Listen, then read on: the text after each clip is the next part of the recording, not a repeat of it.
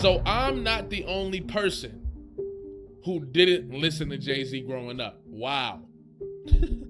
I'm not the only person who didn't connect with Jay-Z growing up. I'm not the only person who just didn't see Jay-Z the way y'all saw Jay-Z.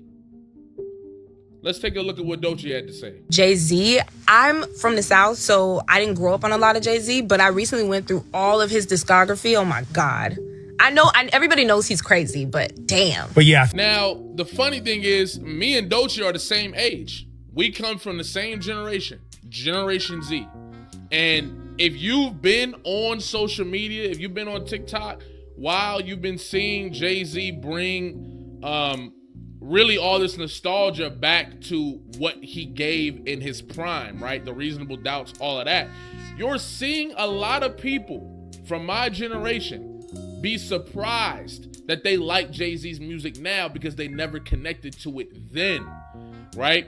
Now, the issue I have with the conversation that's been stirring around, me coming along with Jay-Z's catalog through the Patreon. If you haven't checked out the Patreon, go check that out. We run it through Jay-Z's catalog, and it's been a blast. But the issue that I have is people aren't talking about the nuances. People aren't being genuine, and they're not being honest in their discussion when it comes to the generational gap, right? They're not being honest in their discussion when it comes to the regional gap, the regional bias, the regional disconnect. Nobody's talking about that stuff, right? For some people, Jay-Z is the all-in be-all. If you haven't listened to Jay-Z, you don't know hip-hop at all. It don't matter who you listen to. It don't matter who you grew up listening to. It don't matter who you connected with. It don't matter how much studying you've done. It don't even matter if you're an MC yourself who can perform in front of audiences. It don't matter if you're a battle rapper who can perform in front of multiple audiences and display the levels that it takes to be an MC.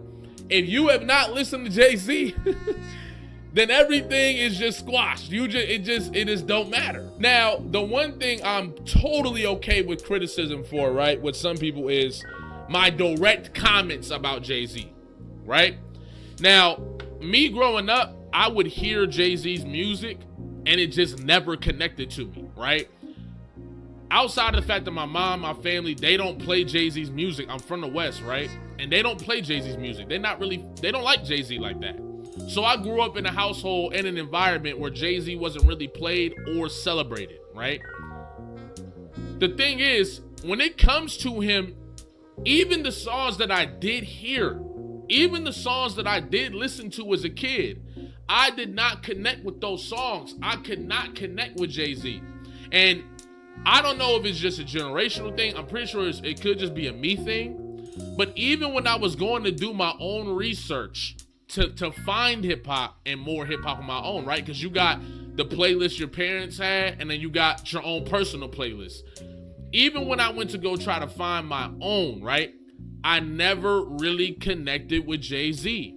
I never really liked Jay-Z's music. So for me, I didn't see a point in diving deeper into somebody's catalog when I didn't like the stuff that I was hearing. The Tupacs, the Nas's, well, no, I already listened to Tupac, but the Nas's, right? The Immortal Take, like all these guys that I had to go do, the Earls and that whole wave from like 2011, the SoundCloud era, all of that stuff, right? The Waynes of the world. When I had to go listen to them on my own, but the stuff that I did hear from them, I liked it.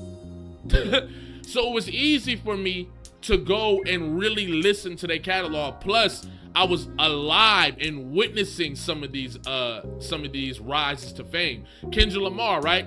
Kendrick Lamar is to me what Jay-Z might be to some of y'all. Kendrick Lamar is to me is what Tupac might be some of y'all. Y'all got to see Tupac in real time. Just like I got to see Kendrick in real time from the beginning till now. You feel what I'm saying? I got to witness a rise. Jay-Z, I did not have that experience. And then let's discuss the fact that the regional aspect that plays into it too, right? For me, a lot of the New York stuff that I would hear too just did not connect with my ear directly. Like, for example, people don't like GNX, or some people don't like GNX, and they think they don't like GNX because they just don't like it. But every time they criticize the album, it's in reference to something that is paying homage to the West Coast. So really what they're saying is, I just don't like that type of West Coast music. I just don't like West Coast music sometimes, right? That's what they really trying to say. And that's because from a regional perspective, the music don't hit the same for everybody if you're not from there or from around there. You see what I'm saying?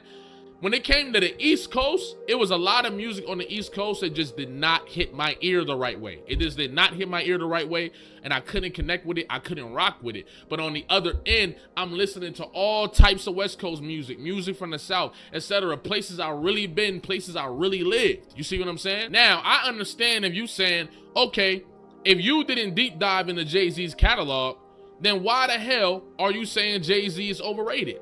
I can respect that. I respect that perspective 100%. And I'm actually not mad at that at all, because I also think because I have conversations with people all the time, people who hate on Kendrick Lamar, people who hate on Tupac, people who hate on some of my favorite artists, and they haven't even heard some of the best stuff, right? Sometimes it'll be like, wait a minute, you only heard you've only heard California Love, you've only heard, you know what I'm saying, Dear Mama and all these songs, you only heard those? You ain't heard Still I Rise? You ain't heard Better Days? You ain't heard Until the End of Time, Machiavelli? Like, you ain't heard, these are my favorite Tupac albums. I put those, like, these albums are better than, you know what I'm saying, Strictly for My Niggas, Tupacalypse Now, you feel what I'm saying? Stuff like that. Or even when it comes to Kendrick Lamar, damn, you ain't heard Overly Dedicated, damn, you ain't heard Section 80, you low-key ain't even heard To Pimp a Butterfly, for real, or Good Kid, for real, you only heard Damn Forward, you know what I'm saying? Like, so I can understand why people will have that perspective. My issue is when it's then like, okay, you didn't listen to Jay-Z, your whole outlook on hip-hop as a whole is invalid. I disagree with that, because I've listened to enough artists, right, who've contributed and who have given immense things to this thing for me to understand it. Now, do I not understand it fully? I'll never be able to understand it fully until I've heard every single album from every single artist. Another thing that the people who are criticizing me of have not done. If they pretend that they've heard every classic, that they've heard every album from every major contributor to hip hop, I would call bullshit. I really would. Now, I could be wrong, because these guys are 45, 35, 30, and I'm not throwing ageism in there, but I'm saying you have more context of hip hop in general that you got to see, that where I had to study. For example, let's look at it like this, right? If I taught basketball with one of the old heads or one of the OGs, their perspective is gonna be way different than mine, right? I got to watch Kobe. I got to watch Paul Pierce. I got to watch all these guys. I got to watch these guys in real time. I never saw Jordan play a game in my life. I never seen Jordan play one game live, ever. Never. I didn't even know Michael Jordan existed until I was like, what, 5, 6? I didn't even know he existed. I didn't even know who that dude was, right? I remember my mom talking to me about LeBron James when I was like 8 or 9, right? I remember my mom talking to me about LeBron James. I remember seeing Paul Pierce play, right? I remember seeing these guys play. I remember hearing the lore of Kobe Bryant even in the twilight or the later half of his career, the second half of his career. But it's one thing to note, when I'm talking to a younger dude, he always gonna be bringing up Bron, right? Bringing up Bron, not like, because he got to see Bron from the Cavs era forward, right? He didn't get to see when Bron was messing up. He didn't get to see LeBron on his first stint with the Cavaliers. He didn't get to see Bron when he was fucking up with Miami, right? I got to see that. I got to see the 2011 finals. I can bring a little context to bruh. You feel what I'm saying? But I also have the awareness to say he only saying that because he wasn't there. He didn't really get to witness what LeBron was doing or what he was doing. He didn't get to see Kobe like I got to see Kobe. He don't understand why I got Kobe over Bron, because he never got to see Kobe. He only got to see Kobe after the Achilles tear. That's my experience. I only got to see Jay-Z after the Blueprint 3 forward. I heard the singles and all that stuff, but as far as my first sitting down connection with Jay-Z was Kingdom Come. And that's because I was learning how to rap. Jay-Z has played that part in my life, right? Where I was only had a platypus microphone or a platypus karaoke machine. They had to write over, you know what I'm saying, his songs and other artists' songs to practice my skills, right? 444, all this stuff. Like, I'm tapped in with that.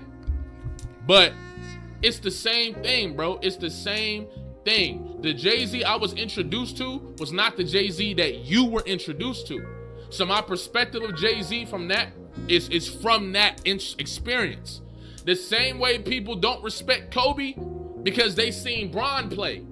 But I'm aware enough to recognize and understand the generational gap and say, you know what, I understand. The same way some people will say, oh yeah, Playboy Cardi, all these different guys, boom, boom, boom. I like Playboy Cardi, but Playboy Cardi not gonna be on my list with the Pox and boom, boom, right? Some people even do that for Drake, but I'm like, I seen Drake whole thing. I was a fan of Drake at one point when I thought he was writing his material, right? I seen that whole thing. So my experience with Drake versus your experience of the megastar Drake with the pop and all that different stuff is different. So we're gonna have different conversations, right? So from that perspective, it's like, I understand the generational gap from the generation that's under me, right? The Gen Alphas, the younger Gen Z, right? I understand the generational gap there. But we're not having those conversations. We're not having those conversations, even though there's been attempts to have those conversations. So and you know, I'm pretty sure we're gonna talk about it soon on I'm not gonna spill that. I don't know if he wanted to spill that, but we're not having those conversations with the people that represent both generations. We're not having those talks. All we're doing is right? So we're not even getting nothing productive out of it. We're not even getting nothing like eye-opening or perspective-changing about it, which is what I want. I want to have those convos. I want to have those conversations for real, but it's not on my end, right?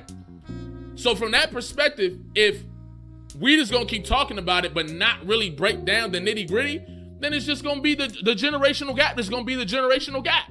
But if we can have the generations from each side come together and talk about this one thing, that's different.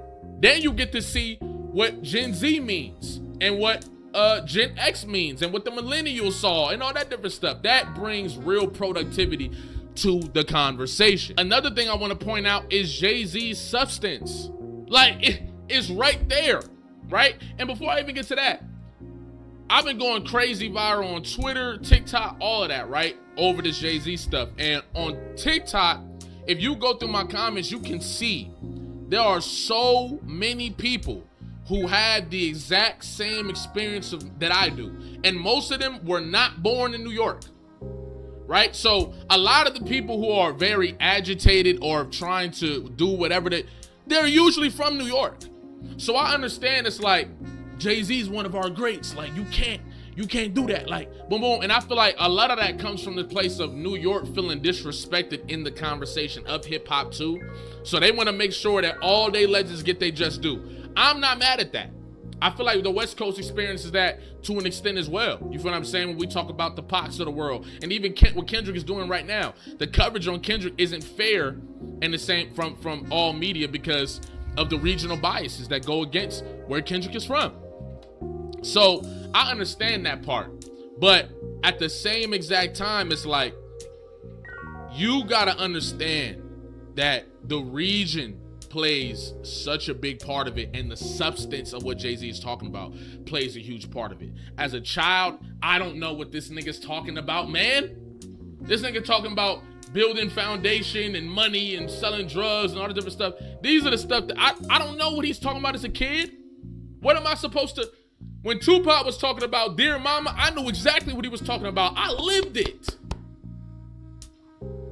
Like, that's the thing. If you look at all of the music that I love, that I talk about, all the music that you know I like, it's usually music that reflects a point of something that I've experienced, right? I love music that gets me to reflect, or music that lets me know that somebody's connecting with a part of my reality, right? And I feel like that's for everybody. That's why music that's deep and music that speaks to something connects with people more, because it lets people know that there's somebody who was living that or has lived that, right? It makes you more aware of the human experience.